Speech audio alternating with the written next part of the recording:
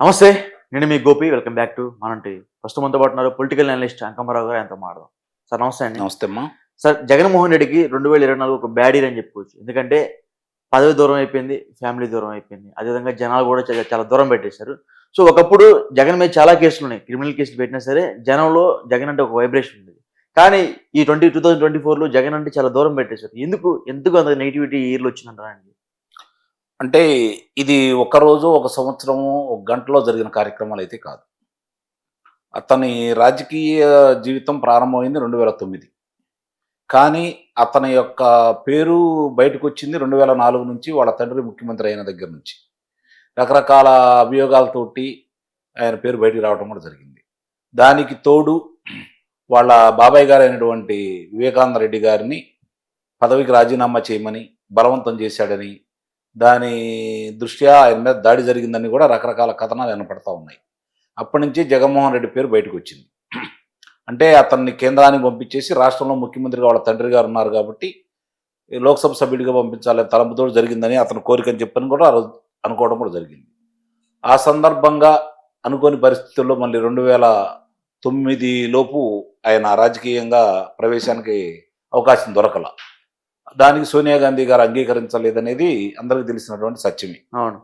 ఆ తరువాత 2009లో అతను లోక్సభకి పోటీ చేసి గెలవటం, వాళ్ళ తండ్రి గారు తిరిగి రెండోసారి ముఖ్యమంత్రి కావటం, అనుకోకుండా ఆయన చనిపోవటం, ఆ క్రమంలో అతనికి సంబంధించినటువంటి ఆస్తులు విషయంలో ఇది అక్రమార్జనని, తండ్రిని అడ్డం పెట్టుకుని సంపాదించాడని బలవంతంగా కొంతమంది చేత ఆ విధంగా రాయించుకొని, అంటే క్రిట్ ఫ్లోగా ఓకే. వాళ్ళకి భూములు ఇచ్చేసి వాళ్ళ దగ్గర నుంచి వాళ్ళ సంస్థకు సంబంధించినటువంటి షేర్లు చాలా ఎక్కువ రేట్లు కొన్నారని రకరకాల అభియోగాలు వచ్చినాయి. ఆ సందర్భంగా శంకర్రావు గారు అలాగే ఎర్రవనాయుడు గారు కొంతమంది దానికి న్యాయస్థానాన్ని ఆశ్రయించటం, అతను ఇందుట్లో జరిగింది వాస్తవం అని చెప్పని విచారణ సంస్థలు నిర్ధారణ చేయటం, నిర్ధారణ చేసిన తర్వాత 43,000 కోట్ల రూపాయలు అక్రమ సంపాదన ఉంది అని చెప్పని ఓకే. వాళ్ళు నిర్ధారించటం, దానివల్ల అతన్ని కారాగారం కూడా చేయటం కూడా జరిగింది. అంతకుముందే వాళ్ళ తండ్రి గారు చనిపోయినందుకు బాధపడి చాలామంది ఆత్మహత్య చేసుకున్నారని, లేకపోతే గుండెకి చనిపోయారని వాళ్ళందరినీ పరామర్శించాలనే ఉద్దేశంతో అతను బయలుదేరాడు ఓదార్పు యాత్ర. దానికి సోనియా గాంధీ గారు నిరాకరించిన సందర్భంగా ఆయన పార్టీకి రాజీనామా చేసి స్వతంత్రంగా గెలిచి, అంటే పార్టీ పెట్టుకున్నాడు, వైసీపీ పార్టీ పెట్టుకున్నాడు. వేరే అతనిది శివకుమార్ అనే వ్యక్తిది లాక్కోవటం ఏంది, అతను ఇచ్చి ఉంటాడు. ఆ రోజు మామూలుగా అతను గెలవటం, ఉప ఎన్నికలు జరుగుతున్న సందర్భంలో అతను ఓదార్పు యాత్రలో అతన్ని అదుపులో తీసుకున్నారు. అదుపులో తీసుకున్న సందర్భంగా ఆ సానుభూతి వెల్లువలో రాజశేఖర రెడ్డి గారి అబ్బాయి అనే ఉద్దేశంతో అప్పటి వరకు అతని గురించి తెలియకపోయినా ప్రజలు కూడా అప్పటికే ఒక నిర్ణయానికి వచ్చున్నారు, ఎవరు అవినీతి చేయట్లేదు. ఇక్కడ గమనించుకోవాల్సిన అంశం, ఈ రోజుకి అతను రాజకీయ జీవితం ఇలా కొనసాగింది అంటే నిస్సందేహంగా ప్రజలు ఉదాసీనత అనేది వాస్తవం. ఓకే. అతని కుటుంబ చరిత్ర చూసుకున్నా, లేకపోతే అతని వ్యాపారానికి సంబంధించినటువంటి కూడబెట్టుకున్న ఆస్తుల విషయం చూసుకున్నా కూడా ప్రజలు పట్టించుకోలేదు. రాజశేఖర రెడ్డి గారి అబ్బాయిగానే చూశారు. అలాగే విభజిత రాష్ట్రంలో విభజించింది సోనియా గాంధీ అని, కాబట్టి సోనియా గాంధీ మీద వ్యతిరేకత, రాజశేఖర రెడ్డి గారి మీద అభిమానం, అది జగన్మోహన్ రెడ్డి అంటే నడిచింది. అందుట్లో అనుమానమే లేదు. కాంగ్రెస్ పార్టీ వాళ్ళే అత్యధికులు నిలిచారు. సామాన్యులు కూడా సోనియా గాంధీకి వ్యతిరేకంగా, కాంగ్రెస్ పార్టీకి వ్యతిరేకంగా పార్టీ ఆవిర్భవించింది, ఇతను ధైర్యంగా ఎదుర్కొంటున్నాడనే ఉద్దేశంతో సానుభూతి పవనాలు బలంగా వీశాయి. అతను ఉప ఎన్నికల్లో ఒక స్థానం తప్ప అన్ని స్థానాలు గెలవడం కూడా జరిగింది. కానీ తర్వాత 2014లో రాష్ట్ర విభజితం అయిన తర్వాత, ఆంధ్ర రాష్ట్రం తెలంగాణ 2 రాష్ట్రాలు ఏర్పడిన తర్వాత ప్రజలు మన రాష్ట్రానికి ఎవరు అవసరం అనే దాన్ని గుర్తించేసి భావోద్వేగాలకు లోను కాకుండా తెలుగుదేశం పార్టీకి అధికారాన్ని కట్టబెట్టారు. నారా చంద్రబాబు నాయుడు గారు తిరిగి ముఖ్యమంత్రి అయ్యాడు. ఇతనికి బలమైన ప్రతిపక్షం ఇచ్చారు, చాలా బలమైన ప్రతిపక్షం ఇచ్చారు. 175 స్థానాల్లో 167 స్థానాలు ఇవ్వడం అనేది మామూలు విషయం కూడా కాదు. 108 స్థానాలే కూటమికి కావచ్చు, లేకపోతే భారతీయ జనతా పార్టీకి సంబంధించి 2 ఇండిపెండెంట్లు కూడా గెలవడం కూడా జరిగింది. ఈ సందర్భంగా అతను రోజు రోజుకి బలపడతా ఉన్నాడు. తెలుగుదేశం పార్టీ చేసేదాన్ని ఒక గ్లోబల్ ప్రచారంతో అతనికి నమ్ముకున్నటువంటి ప్రసార మాధ్యమాలు కావచ్చు, లేకపోతే మామూలుగా సామాజిక మాధ్యమాలు కావచ్చు, వాటి ద్వారా విస్తృతంగా ఆనాటి ప్రభుత్వం మీద కావాల్సిన విధంగా ఎండగడుతూ వాళ్ళు చేసిన అవినీతిని, అక్రమాలని, ఏమీ జరగట్లేదని, అమరావతి కమరావతి అని, భ్రమరావతి అని, పోలవరంలో పనులేమీ జరగట్లేదని, చంద్రబాబు నాయుడు గారికి ఏటీఎంగా మారిందని, 6,50,000 కోట్ల రూపాయలు అక్రమంగా దోచుకున్నారని, అలాగే తిరుమల వెంకన్న స్వామి దగ్గర ఉన్నటువంటి వజ్రాన్ని కూడా అపహరించారని, ఇట్లా రకరకాలుగా అభియోగాలు మోపారు. ప్రజలు కూడా నమ్మారు. ఒక్కసారి అవకాశం ఇవ్వమన్నారు. ఒక్కసారి అవకాశం ఇచ్చారు. దానికి తోడు ఆ రోజుల్లో తెలుగుదేశం పార్టీ చేసిన తప్పిదం ఏందంటే 23 మంది శాసనసభ్యులను తీసుకోవడం. దాన్ని కూడా ప్రజలు జీర్ణించుకోలేకపోయారు. ఇలా అన్ని తోడైనవి. వాడు చేసే గ్లోబల్ ప్రచారం ఇవన్నీ తోడైనవి.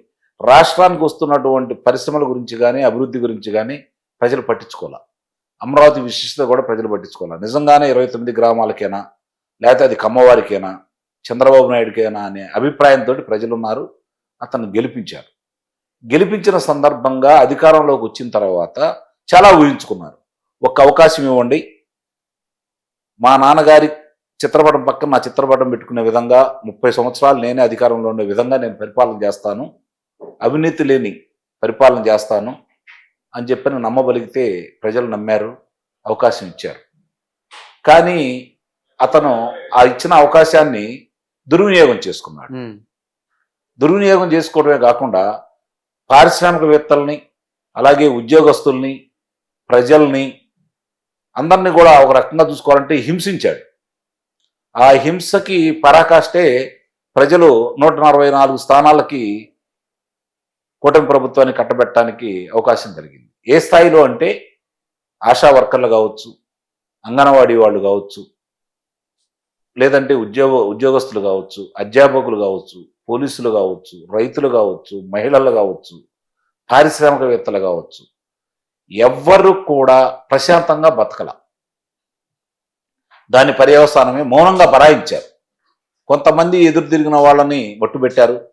వాళ్ళకి అడ్డం వస్తున్న వాళ్ళు అనుకున్న వాళ్ళని మట్టు పెట్టారు.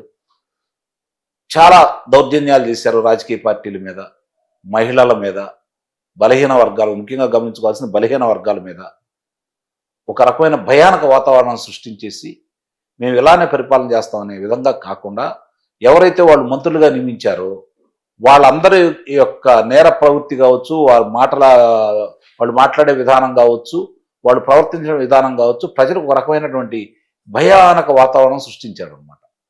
దాన్ని దృష్టిలో పెట్టుకుని ప్రజలందరూ మనం ఊహించుకున్నటువంటి రాజశేఖర రెడ్డి గారి అబ్బాయి వేరు, మనం చూస్తున్నటువంటి ఇప్పుడు ముఖ్యమంత్రి జగన్మోహన్ రెడ్డి వేరు. ఇతను పరిపాలన చేయాలి అనే దానికి, అధికారం అనేది అతని ఆదాయం పెంచుకోవడానికే తప్ప, అతను పరిశ్రమలు విస్తరించుకోవడానికే తప్ప ప్రజల కోసం కాదు. ఇంకా ఇతను ధనదాహం తీరలేదు. మనం ఇలాగే ఉంటే మన భవిష్యత్తు, మన పిల్లల భవిష్యత్తు అంధకారం అయిపోతుందనే ఉద్దేశంతో శాంతంగా ఉంటూ వాళ్ళు సమయం సందర్భం చూసుకొని అతనికి ఈ ఘోరమైన పరాభవాన్ని ఇచ్చారు. ఇదొకటే కాకుండా ఫ్యామిలీ ఇష్యూ కూడా చాలా దూరం పెట్టేశారు. సరే, కుటుంబ విషయాలు వచ్చేసరికి అది కూడా ఒక రకంగా అతనికి చాలా ఇబ్బందికరమైన విషయమే. వివేకానంద రెడ్డి గారి హత్య కావచ్చు, ఆ రోజు అక్కడున్న ప్రజలకు తెలుసు, పులివెందుల ప్రజల వరకు తెలుసు. ఎందుకంటే ఈ హత్య చేసింది కుటుంబ సభ్యులైన సంగతి తెలుసు వాళ్ళకి. కానీ వాళ్ళకున్న భయాన్ని, వాళ్ళకున్నటువంటి అభిమానాన్ని, ఆ రోజు జగన్మోహన్ రెడ్డి ముఖ్యమంత్రి కాబోతున్నాడు కదా, మనం ఎందుకు అడ్డుపడాలన్న ఉద్దేశంతో వాళ్ళు అతనికి అనుకూలంగా ఓట్లు ఇచ్చారు.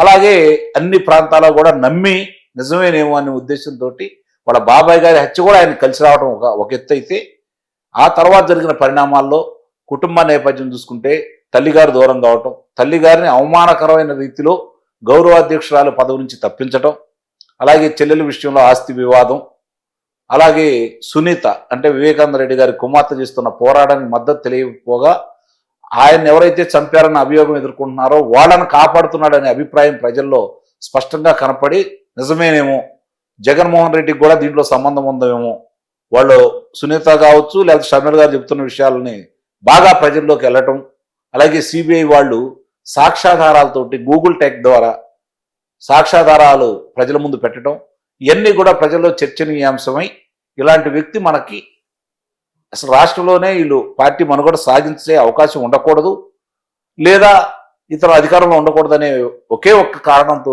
ఇవన్నీ గమనించుకున్న ప్రజలు కుటుంబం దూరం అయింది, దూరం చేసుకున్నారు. దూరం అయితే కాలేదు, వాళ్ళకి కావాలని అయితే కాలేదు, వాళ్ళని కావాలని దూరం చేసుకున్నాడు. అది కూడా ఆస్తి కోసమే. అంటే ఇక్కడ కూడా ధనమే తప్ప ప్రేమ రక్త సంబంధాల గురించి అతను ఏమాత్రం ఆలోచించలేదు, కుటుంబ నేపథ్యం గురించి కూడా ఆలోచించలేదు, బంధాల గురించి ఆలోచించలేదు, బంధుత్వాల గురించి ఆలోచించలేదు. కాబట్టి ఇవన్నీ కూడా ప్రజలు ఒక రకమైనటువంటి యావగింపు కలగడానికి కారణమైంది. ఓకే.